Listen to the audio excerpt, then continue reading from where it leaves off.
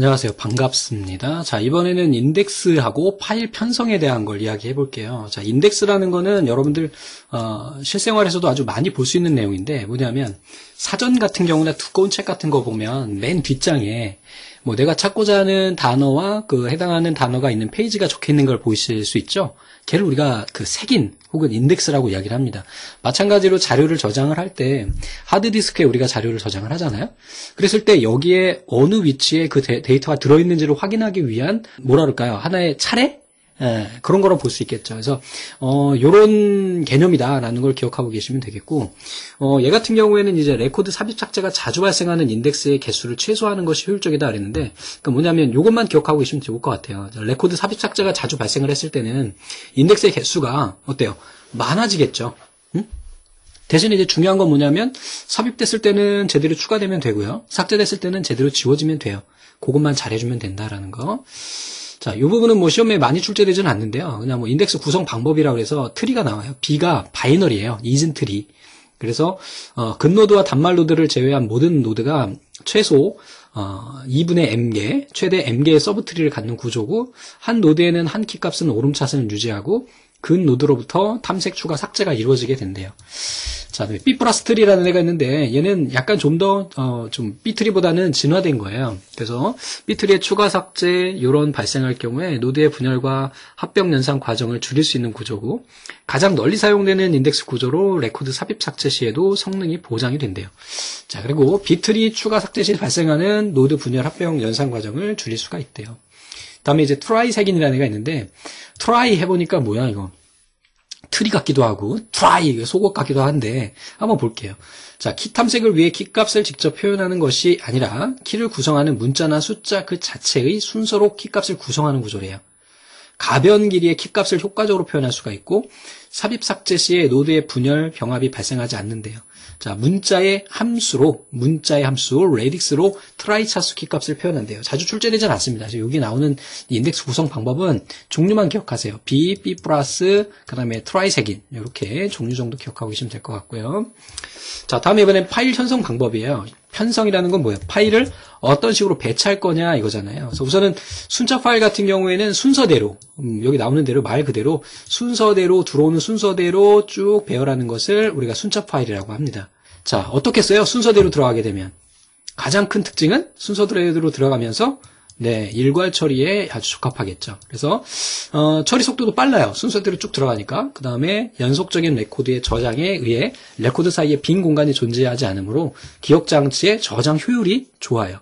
검색 효율이 대신에 낮아져요. 왜냐하면 순서대로 들어가기 때문에 내가 중간에 있는 것을 찾는다든지 아니면 중간에 있는 애를 삭제한다든지 뭐 이런 부분에서 문제가 발생을 해요. 그래서 얘는 대화식보다는 일괄 처리에 주로 사용이 되고요. 그 다음에 어떤 형태 입출력 매체에서도 처리가 가능하다는 어떤 장점이 있게 됩니다. 자, 이거 기억하시고요. 다음에 또 이제 중요한 거 나오네요. 색인 순차 파일이에요. 자, 색인 인덱스가 있는데 얘를 순차 파일하고 혼합한 거야. 그러니까 자료는 순서대로 넣고 색인을 따로 넣는 거죠. 예를 들면 이런 게 있죠. 사전, 영문 사전 이런 거 보면 A부터 시작해가지고 Z까지 순서대로 쭉 들어가죠.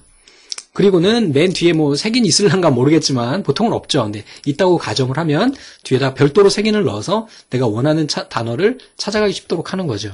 그래서 키값에 따라서 순차적으로 정렬된 데이터를 저장하는 데이터 영역하고 요거 기억하세요.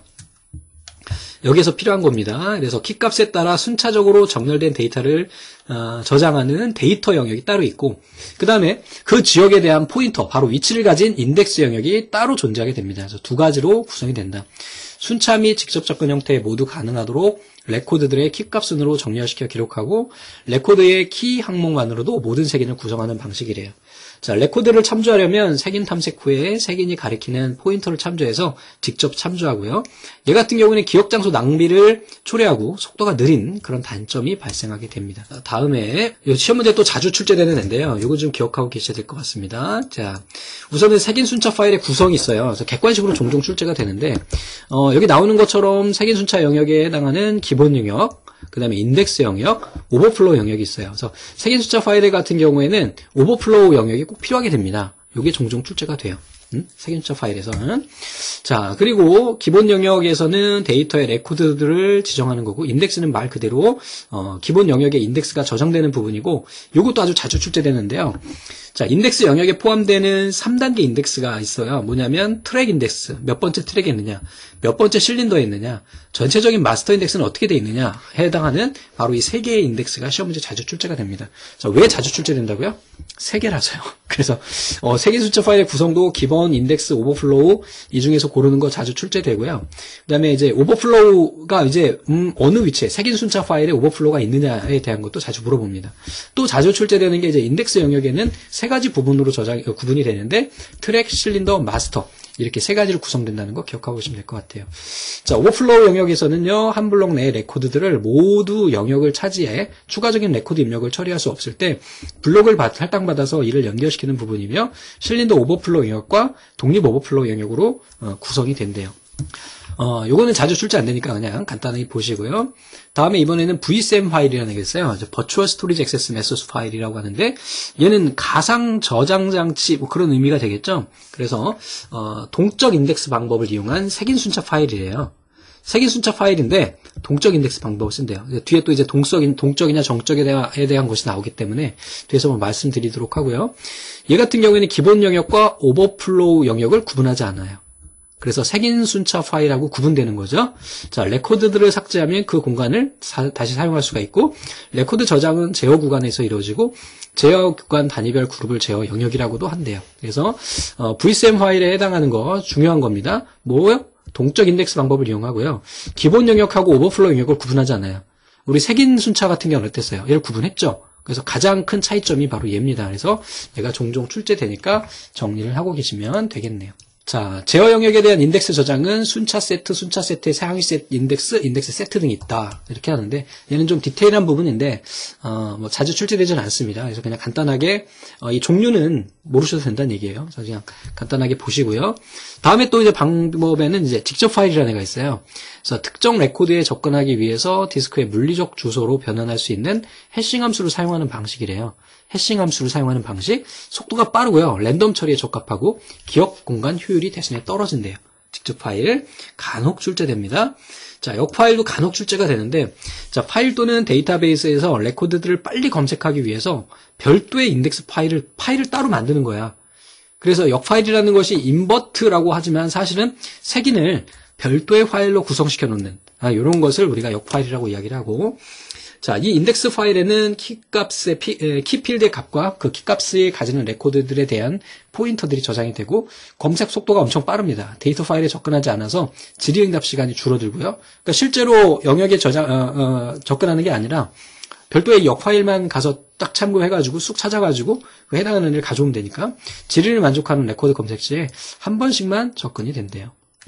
앞에서 잠깐 봤던 정적 인덱싱하고 동적 인덱싱. 그래서 VSM에서는 뭐 쓴다 그랬어요? 네, 동적 인덱싱 쓴다 그랬죠. 그래서 정적 인덱싱 같은 경우에는 데이터 파일의 레코드가 삽입 삭제되면 고정이 되어 있겠죠. 인덱스 내용은 변하지만 인덱스 구조가 고정되어 있는 거예요. 그래서 정적 인덱스라고 이야기합니다. 그래서 얘는 인덱스 부분하고 데이터 부분을 별개로 구성하고 대표적으로 색인 순차 파일이 있대요. 다음에 이번에는 동적 인덱싱이라는 애가 있어요. 자, 동적 인덱싱은 데이터 파일에 레코드가 삽입되면서 삽입될 레코드들을 미리 빈 공간을 준비해 놓는 거예요. 그래서 결국은 얘는 인덱스가 가변으로 변하는 겁니다. 그래서 레코드가 블록에 가득 차면 동적으로 쪼개져 가면서 바뀌게 되는, 그래서 인덱스 구조가 달라지는 게 동적 인덱싱이라고 해요. 그래서 인덱스 부분과 데이터 부분은 별개 파일로 구성하고 대표적으로 우리 좀 아까 봤던 VSM이 있다 그랬죠. 자, 문제를 한번 풀어보겠습니다. 자료와 부가적인 정보를 조직하고 저장하는 방법의 파일 구조이다. 파일을 조직할 때 색인 또는 오버플로우를 위한 공간이 필요하고, 오버플로우 공간이 필요하대요. 뭐야? 색인 순차. 끝났네요. 자, 순차 파일에 대한 내용으로 모두 옳은 것만 나열한 것은 그랬어요. 자, 순차 파일이라고 그랬습니다. 대화식 처리보다 일괄 처리에 우리가 사용된다고 그랬고, 어떤 형태 입출력에도 우리가 쓸 수 있다고 그랬고, 연속적인 레코드 저장에 의한 레코드 사이에 빈 공간이 존재하지 않으므로 효율적으로 이용할 수 있다고 그랬고, 새로운 레코드를 삽입하는 경우 파일 전체를 복사해야 되죠. 그죠? 순서대로 들어가다 보니까 중간에 얘를 빼고 뭐 새로운 걸 넣으려고 할 때는 어떻게 해야 돼요? 빼려면 스택하고 똑같아요. 다 빼고 다시 넣고 이런 식으로 삽입 삭제에 굉장히 불편함이 있죠. 안 와도 되는 게 아니라 해야 되는 거죠. 그래서 리을을 제외한 거. 요 놈이 되겠네요. 그래서 3번이 답이 되겠습니다. 자, 3번. 색인 순차 파일에 대한 설명으로 옳지 않은 것은 그랬어요. 자, 순차 처리와 직접 처리가 모두 가능하다. 맞아요. 레코드 삽입 삭제 갱신 용이하고 인덱스를 이용해서 해당 데이터 레코드에 접근하기 때문에 처리 속도가 랜덤 편성보다 느리다. 그 다음에 맞아요. 자, 인덱스를 저장하기 위한 오버플로우 처리와 별도 공간이 필요하다고 그랬죠. 그래서 vsem이 필요 없는 거고 얘 같은 경우에는 별도로 우리가 오버플로우 영역이 있어야 된다는 거 기억하고 계시기 바랍니다. 마지막 문제네요. 색인 숫자 파일의 인덱스에 포함되지 않는 것. 오버플로우 마스터 트랙 실린더 그랬는데 뭐가 있었어요? 트랙, 디스크 트랙, 그 다음에 그 트랙들의 집합 실린더, 그 다음에 그걸 모두 통할하는 마스터 인덱스. 그래서 이 세 가지 기억하라고 말씀드렸죠. 그래서 여기까지 해가지고 이번 포인트도 마무리를 하고 우리 다음, 이게 마지막일 겁니다. 그래서 다음 과목에서 우리 만나 뵙도록 하겠습니다. 감사합니다.